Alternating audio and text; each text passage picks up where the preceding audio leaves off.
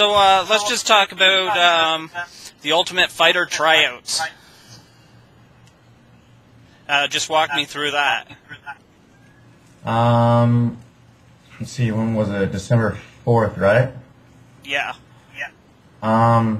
Basically just kind of went out there for the weekend, hung out. I had a hotel room, and, you know, I didn't know what time the tryouts started. I think it started at, they opened the doors at 8 o'clock, I think. I got there at, 7:30, and the doors were already open, and there was just a huge line, just packed full of people, basically all the way around the whole ballroom was the line for the lightweights. There was a line for, I think it was welterweight too. Yeah, there was a welterweight line too, but it was not even half the distance.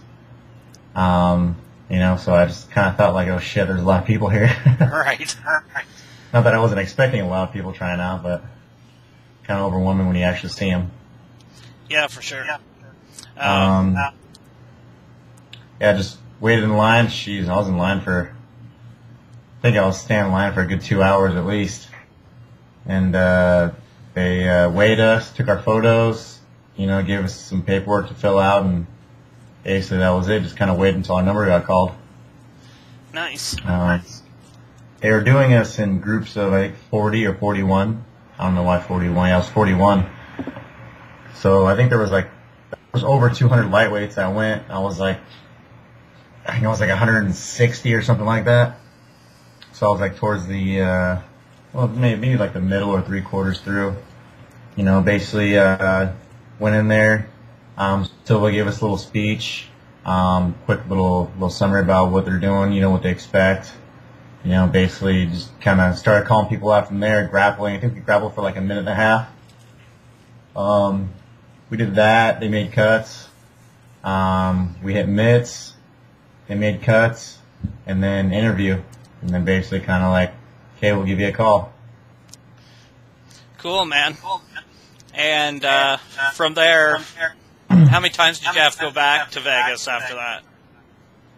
I went back once in, I want to say, I think it was January 9th through the 15th, I think I went out there. And we were basically out there for, that week. They put us up in a hotel. We were free. We could do whatever we wanted. They just had a little schedule for us. We did photo shoots, interviews, things like that. We did a lot of medicals too. We had to do all this stuff to get licensed for Nevada. And then, that was basically it. That week was it was pretty cool, just getting to do all the UFC stuff. It makes you feel like a superstar already, even though you're really still nothing. You haven't even made it there yet, Right. But it's still pretty cool. Yeah, for sure. So just talk me through the fight to get into the house. Super hectic, stressful, man. I honestly felt like a sheep just getting herd out to get slaughtered. It's just how it was. I didn't know any of the coaches. I didn't know any of the other guys. Basically just kind of there on my own, Super stressful fight.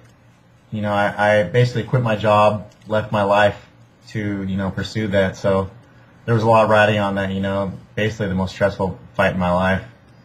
If I would have lost that fight and not gotten the house, I would have came back home, not only a loser, but kind of assed out, having to find a job and stuff and take care of things.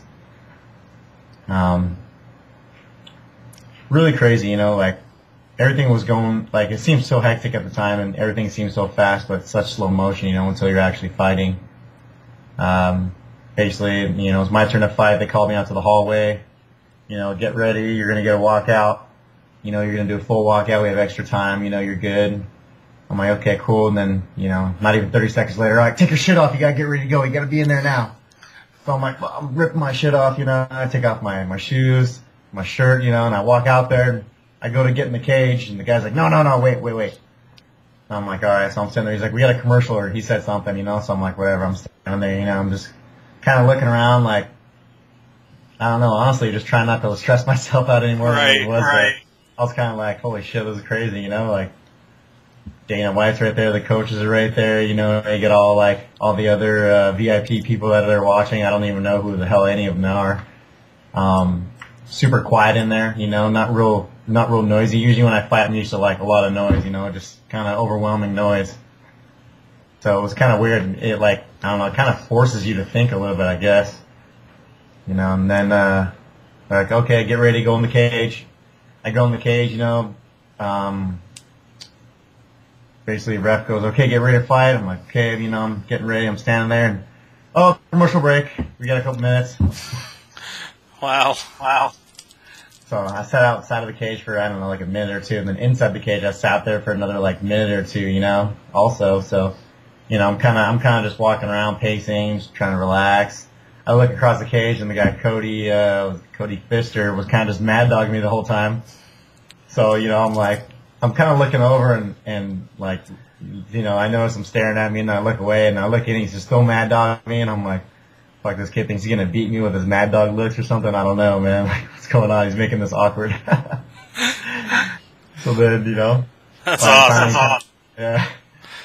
Finally, time to fight. And I don't know. Honestly, it was kind of a blur at first. I remember landing the elbows, punching them, and choking them. That was it. And then just, you know, a lot of stress kind of off me, and just relieved, man. That's all I can really say is relieved, and just kind of thinking to myself, holy shit, I'm on the Ultimate Fighter now. Like, how fucking nuts is this? Like, I don't know, it's crazy. Yeah, that's awesome, man. When did you guys find out about the fights only being one round? We found out the day before. He popped that one on us. Dana popped that on us. Actually, no, 2 days before. Yeah, so Wednesday we found out who we're fighting. We did the face-offs and stuff. Thursday weigh-ins, and then Friday the fights. Wednesday when we were doing the face-offs, he told us basically, hey guys, you know, opportunity of life, normally it's 2 rounds.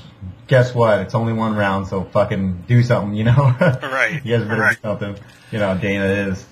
So, you know, when he said that, I was kind of like, holy shit, man, you gotta be shitting me. There's no way we're in 1 round. Like, are you kidding me? And, like, honestly, like, I'm a slow start fighter, you know? Like, that first round for me is like getting the feeling, you know, get the feeling of the other guy, get down timing, rhythms, the way he moves, you know, kind of, you know, basically just recon the other guy. So I was like, shit, I guess I don't really have time for that. I just go out there and street fight the guy, you know, and I'm sure he had the same idea. The guy came after me. But, yeah, it was pretty cool, you know, just talking to Dana, like, that guy has, like, a crazy presence in there, you know? Yeah. Like, when he's in a room, you know he's in there. For sure. But, if you didn't know who he was, you know, you wouldn't even realize that, like, oh shit, that's Dana White. Just a normal dude, you know? When you were in the house, who'd you spend all your time with?